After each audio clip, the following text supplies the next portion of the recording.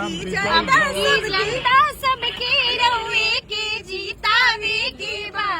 सांसद बनावे के बहो हमर मन भैया के अपन भैया के हमरा के जीतावे के बा सांसद बनावे के बहो कैंची छाप पे अब की मुहर सबके लगावे के बा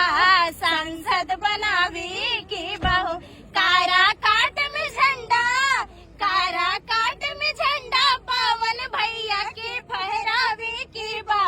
सांसद बनावे के बाहो पावन यहीं से शुरू होता है और पावन में भैया खड़ा होता है और पवन भैया का विजय निश्चित ही है।